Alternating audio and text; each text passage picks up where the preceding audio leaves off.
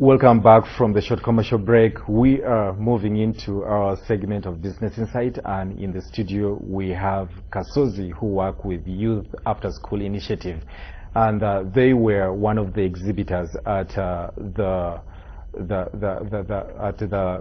event which took place in Bundubujo district when we were celebrating International Youth Day.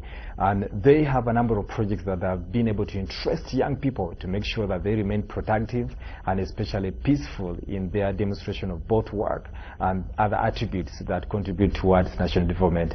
And our discussion today, we are focusing so much on economic empowerment, peace for the youth. Musa Kasozi, you're welcome. Thank you. So thank you so much for coming for today's program, and we are going to take a look at what prompted you to form your organization. And maybe before you give us that understanding, what's your organization? My name is Musa Kasozi. I work in the capacity of Executive Director at Youth After School Initiative, Ghana chapter. Youth After School Initiative is a non-governmental, non-partisan, non-for-profit youth empowerment organization whose mandate is to connect young people from school to the world of work.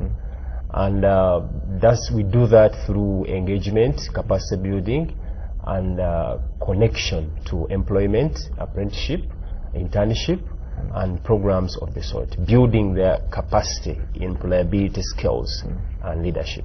Now, to briefly go back, is what prompted you as a youth and among others to form such an organization? Were you seeing a gap that the youth were failing to fill, especially in relation to economic activities, peace and empowerment? World Bank report put youth unemployment at 83% a few years back. And then 83%, that was alarming for a country like Uganda. We said, wow, what was this? Then when you look at recent statistics, even by Ministry of Gender, you look at that universities and tertiary institutions produce about 400 young people graduating from these institutions every year, and only a small fraction of them can be absorbed into workplace. That poses a challenge. Where do the rest go?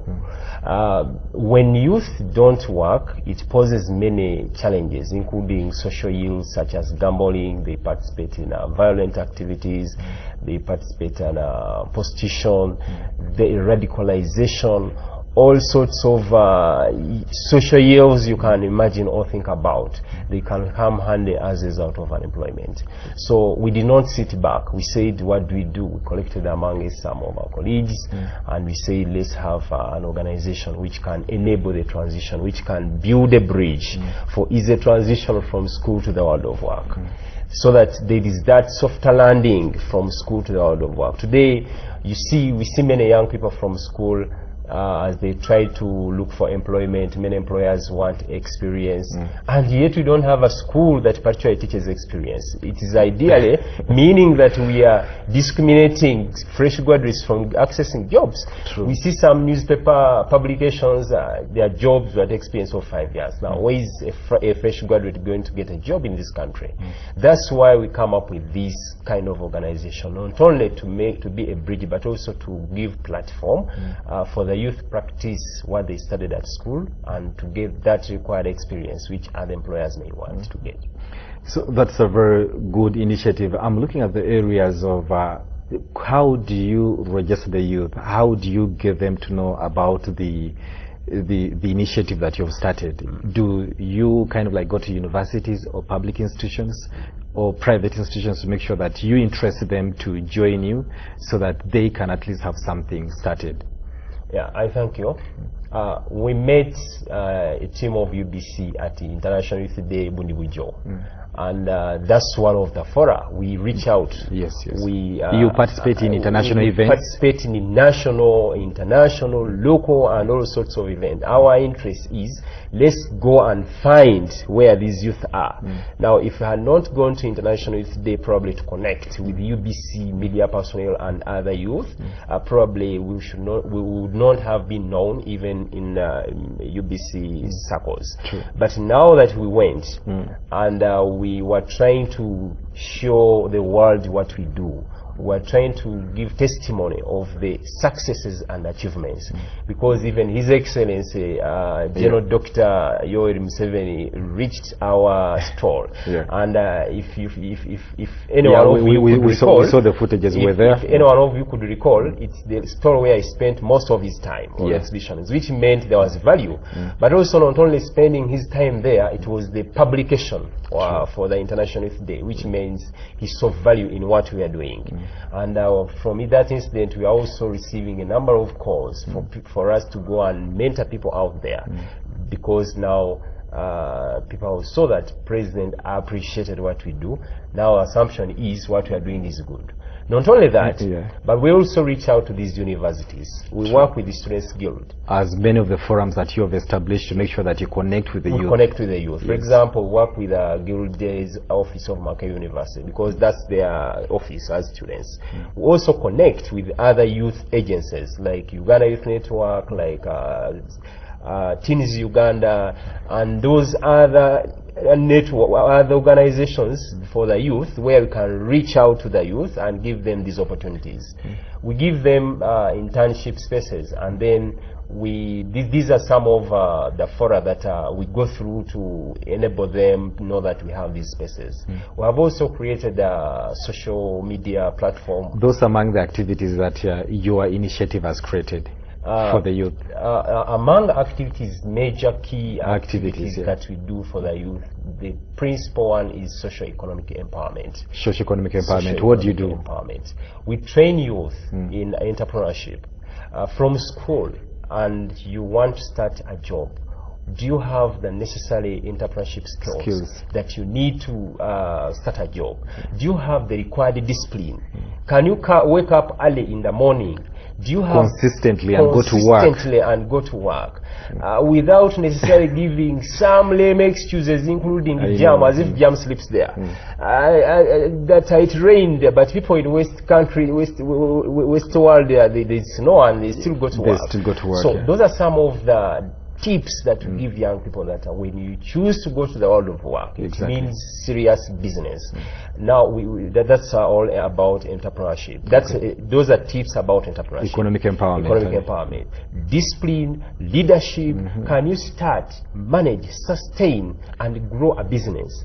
Then or if you're given an assignment, can you sustain it for its durability? If you are given an assignment, I'll tell you, because we have a tendency of young people, you give them an assignment and then he disappears, he vanishes. I'll tell you what, it's not true that total actually young people fail to get jobs. There are some jobs that young people get, but sustainability is another issue. Somebody acquires a job, the first week or a month is very much interested in the same. Then thereafter, 2 months after, it becomes very sluggish. The luckistic comes in, because one imagines has got network at a job, and imagines now owns the job, which may be true, but then you need to do the good practices that enable you get a job, which can also sustain you the management of the company that employs you. Because any potential employer in this world looks for two things out of an employee. One is relevancy, another is compliance. Relevancy comes handy with what value do you come with on table in this institution where you have come. Then compliance, that's a discipline issue. Meeting deadlines, coming early, working on time, and all such kind of things. People skills, all such sorts of things. So if you are a kind of person who is not relevant enough to add value to an institution where you came, because when an institution hires staff, they pay such a staff. Now, if they pay, then they expect reciprocation of the same. If they continually pay and then where their money goes, someone does not, and they don't see value for the money on you, then it becomes a challenge. So that's why we always give young people these skills, that please, there are basically a number of approaches to employment, but key of those is entrepreneurship. Because if you get entrepreneurship skills, you can create your own job in any kind of area of specialty. What did you study? Did you study law? Who told you cannot start an advocate? And also besides that, who told you cannot become a carpenter even if you're a lawyer? Yes, even if you are a lawyer. You find lawyers, 10 of them, they are all busy, they know each other, they're languishing on the streets. Why don't you mobilize and start even a small desk, a law firm? We are seeing some offices, including, I know youth want sports so much. Yes. If they knew how CAF office started, it started a very small office, which grew and something of the sort. Yeah, if you started an advocate company small with one desk, you were 10 committed lawyers. One is doing the documents, another is looking for clients. That's already a job. But you find another one is handling administrative issues, yes, or you can collectively handle a case. Yes. You find these days there are even medical personnel who find it headache still to get absorbed to a place, even when they are required elsewhere. Okay. Sometimes it's an issue of connectivity and reference. True. Sometime back we used to imagine that jobs could go to only those who were known in some circles. Yeah. That thing has not gone away. That imagination is still there, and they assume that maybe persons who get jobs have a connection somewhere. But I think you can explain a little bit that assumption. In the past, it was elementary, whereby probably maybe a word could get a job because is related to me or something of the sort. Yeah. Now that was upgraded to professionalism. It's true. Where when you write a CV, you have to include the referees. Yeah, exactly. You don't only get a job because of what you know or your skills. You actually, many times, your referee may contribute even more than 51% of what gives you a job, because besides what you've put here, everybody can put something like you've put on paper. Yes. Then people go ahead and say, by the way, who knows who is putting a hand, on this person that is good? That also matters, and that's what some people don't know. But that also it has a lot to speak in terms of how should be your conduct, even at your first job as an intern, because that first job as an intern can give you another job. Because people are watching you, people are seeing your behavior, people are seeing your performance, and all sorts of things. If you're a non-performer, even at internship level, guess what? You're going to stop there. After your internship, they tell you, thank you so much, but try elsewhere. True. The best they can give you probably is acknowledgement that they has done internship here. From here. Yes, but actually you can create a job within already existing job, franchise and all that, these things. Now, another part of your key activities is in relation to peace building. Peace building. And remember, the largest percentage of the population, especially, is the youth. And if you look into the demonstrations, most of them are the ones actually who are firebrands when they're demonstrating, and people recruit them. When you look at so how does the organization kind of like facilitate peace building for the youth? When you look at Health Survey Report 2009. 10. It puts young people at a percentage of 77% below age of 30 years, 30 years and below. Then that's a big population, and that's where a majority of young people fall. It means, therefore, for anything where youth positively contribute or even otherwise, it may make a contribution, either a positive contribution or negative. When you talk about entrepreneurship, business, employment, that's getting a stake into economy of a country. When you start to work, then you are going to make establishments, you're going to construct, you're going to be concerned about violence, you're going to be, and that kind of, you are buying a stake, socio-economic stake. And that's why we work so hard to see that young people work. A person who has nothing to lose may not be so bothered about a strike. When we were still students, we were not so much bothered about strike, even if we did not participate. You can actually repeat that statement. It's a very good statement. I was saying, when I was still a student, at you were not bothered about strike. I was not so bothered about strike. Now, what made you not bothered about strike? Whether it happens or not, even when sometimes I did not participate in the same. What now makes me bother so much about strike? Because I have made some investment, including near my very former university where I was. Now, each time students are going strike, you get worried. I'm the first to wake up so early in the morning to go try to monitor my business and that kind of thing. Because now I have a stake in the economy in this country. Therefore, if a strike comes, if a war comes, I'm more concerned even by probably anyone else. I have something to lose. So that's why we came handy to build peace.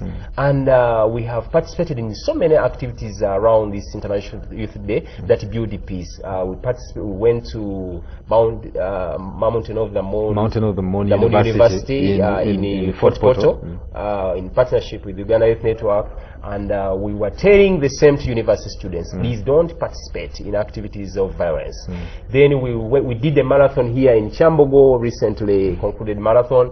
It was still a message to the same. Since this year was Youth Building Peace, we went to International Youth Day. We have had discussions around peace.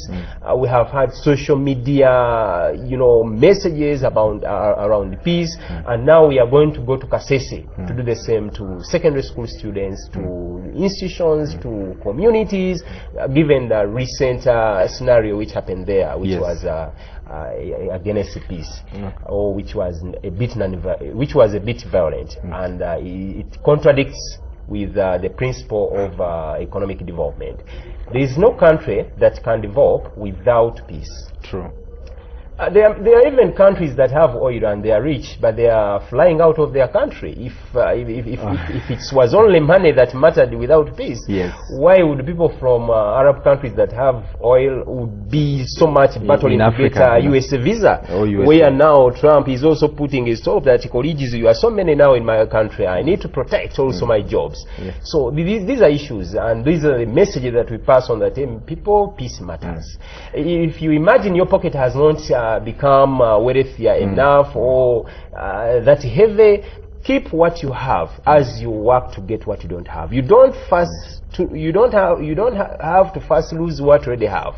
If we have peace, we don't have wars now in the country. There was a time when we had wars in northern Uganda, but also some wars in areas of Rwenzori region and a few other areas now that the government has even worked. The very Bundibujo where you went, even the very Bundibujo they were. Now that the government worked on that as peace, personally and other colleagues that I work with at Youth After School, we are not going to be a kind of lamenting group that a government help us, president come and help us. No, we are saying government has provided peace. That is its role. And they have provided infrastructures and other policies that make life relevant for business. Enabling policies. They have given us Youth Livelihood Fund. There is now Women's Fund. You can actually double the beauty today. If you are a woman, a younger lady, you can get Youth Livelihood Fund. You go for your Capital Venture Fund, then you also get Women's Fund. Look at such a facility or such facilities. It's not where you can't find it in any other African country. How many young people are even consider it as an opportunity or even go to get these opportunities for themselves? Instead, we've seen a bit of politicizing about the same. Yes, something there may be a few challenges here and there, but let's take the bigger picture of is this a viable program? If it's viable, then how do we develop it together? Then that's where we can come in as citizens and say, okay, if government put this and maybe issues around implementation, can also provide monitoring and probably try to check on accountability or whatever as citizens. But you don't rebuke a good program because it has not worked well. Because it can be scrapped off. Then when it's scrapped off, that's when you can gain, you may lose. So briefly give us other activities, core activities. We're coming towards the end of the program. Leadership. We train young people leadership skills. Now, what is about leadership that you train? You can briefly explain to us. What we give as leadership, everywhere you are, including from a family, you need a certain level of leadership. At school, at work, in your small business. Even here in the studio, there is a certain level of leadership. That's why it's organized, there is the way things are arranged, including the way you are seated, there is a level of leadership. So we train young people how to be a leader, starting leading yourself. When you can start leading yourself by commanding yourself to do what is right, in something right, in the right place at the right time, that's already leadership.